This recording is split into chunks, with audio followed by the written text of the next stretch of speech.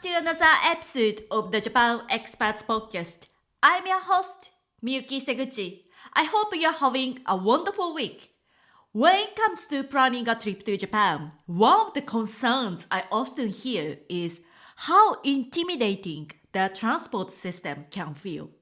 There is a lot of information out there, Shinkansen, Suica, JR passes, and when everything is new, it's very easy to feel overwhelmed and confused about how it all works. But here's the thing. Traveling around Japan isn't that complicated. Once you understand a few key basics, what they are and how they work, you'll start to feel much more comfortable navigating the system. So today on this Japan Experts Podcast episode, I want to walk you through those key basics and more specifically share 5 practical do's and don'ts about traveling around Japan. These will help you get started in a way that saves time, reduces stress, and makes your trip smoother and more comfortable. Whether you are just beginning to think about your first trip to Japan or you've already spent time researching train systems and passes, this episode will give you a solid foundation for making your transport and logistics decisions with confidence. You are listening to Japan Experts, the podcast that helps you plan, book, and enjoy an effortless and immersive journey to Japan. Excited to visit Japan but overwhelmed by endless options, confusing transport, or language barriers?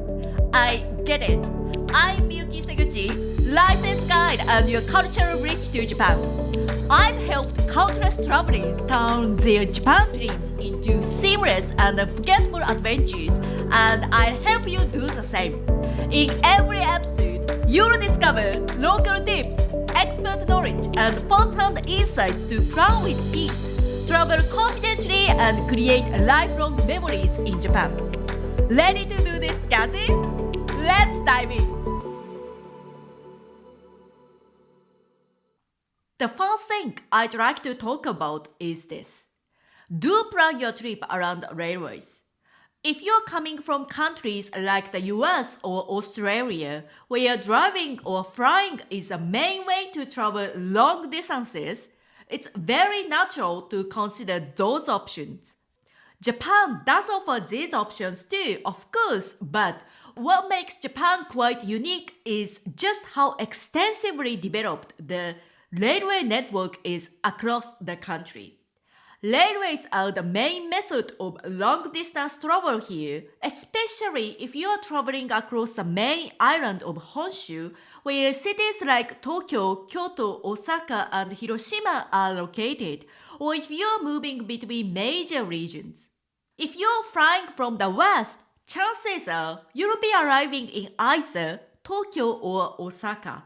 From both cities, you can take full advantage of Japan's incredibly well-connected public transport networks. I hear this from my guests all the time, how impressed they are with Japan's public transport. And if you are used to using public transport in your home country, let me reassure you. Japan's system is not only efficient, but also very safe, reliable, and easy to navigate once you know the basics. It really does support smooth and stress-free travel. Now, when we talk about railway travel, there is a common mistake many travelers make, and that brings me to the first don't. Don't buy a JR pass without knowing how much you can actually save. One of the most common questions I get is, should I get a JR pass? If you're new to Japan, a JR pass is a rail pass that allows unlimited travel on certain trains, including the high-speed train network Shinkansen for a set number of days. Until a few years ago, the JR pass was almost essential. The value was so good that visiting just a few cities would easily make it worth the cost. However, with recent price increases, there is no longer automatically the case. For a JR pass to pay off now, you need to travel quite a lot within a short period of time. often more than what feels natural or enjoyable for many travelers. That doesn't mean rail passes are no longer useful. There are regional passes that can still offer excellent value. But this is exactly why thoughtful itinerary planning matters so much.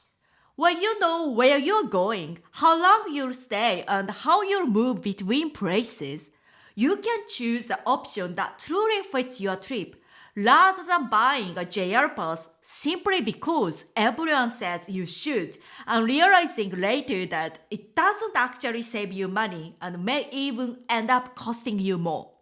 The next do I want to mention is do get an IC card. So, what is an IC card? An IC card is a prepaid card that allows you to tap in and out of trains and buses instead of buying a ticket each time. You simply top it up with money and use it as you go. It's also very handy beyond transport. You can use it at convenience stores, vending machines, and even some cafes. Having one makes daily travel in Japan much smoother. There is a physical card you can purchase after arriving in Japan, and there is also a mobile version you can add to your phone depending on your device. IC cards are issued by different transport operators.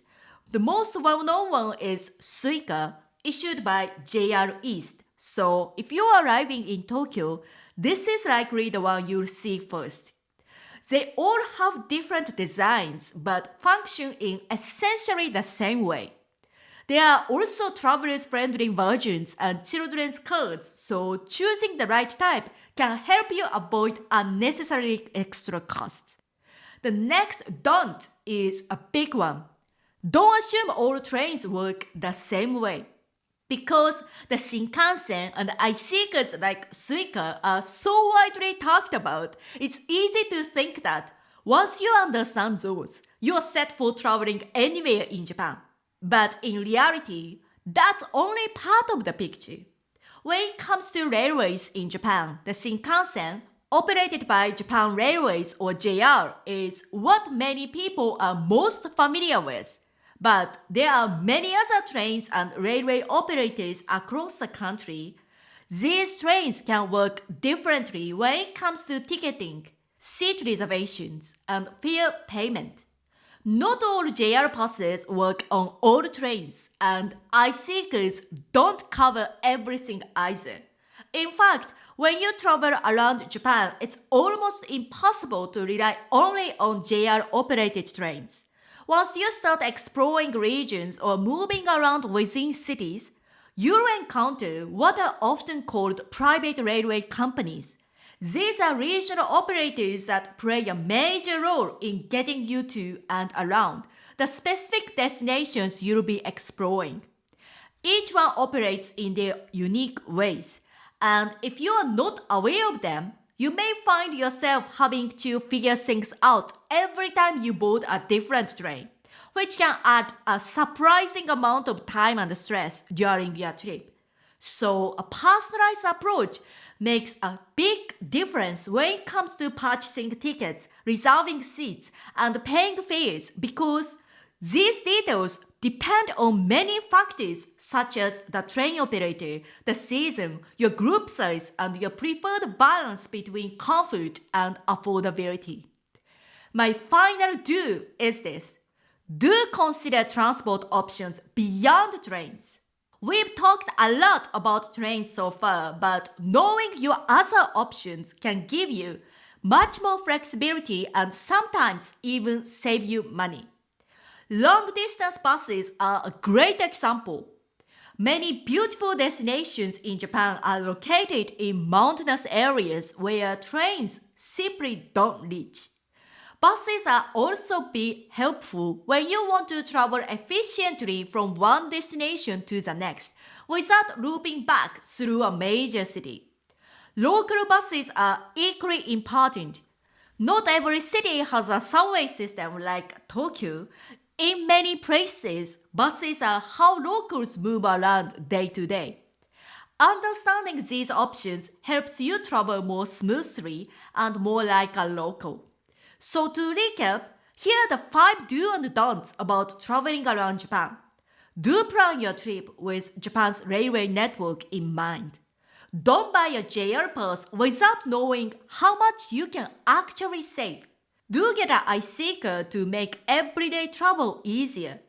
Don't assume all trains operate the same way.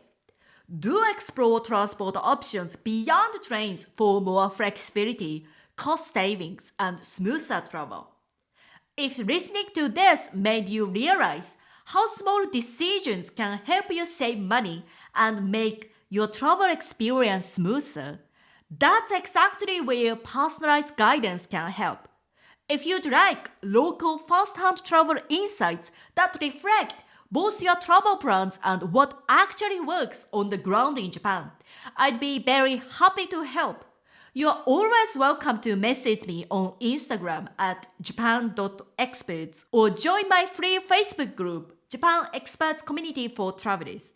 I'd be happy to suggest the best next steps based on where you are right now in your trip planning journey.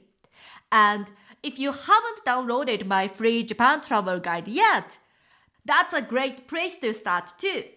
You'll find a link in the show note. That's it for today. Thanks so much for joining me. I can't wait to share more Japan travel insights with you in the next episode. Until then, I hope you have the most amazing week. Let's craft your dream Japan trip together. Head over to Instagram at japan.experts and DM me Japan. I'll personally share expert insights and recommendations to help you plan with ease and feel confident about your trip, so you can make unforgettable lifelong memories in Japan. Not on Instagram, no worries. Join the Japan Experts community on Facebook, where I share exclusive travel tips and answer your questions, or grab one of my free Japan travel guides. All the links are in the show note. I can't wait to connect with you soon.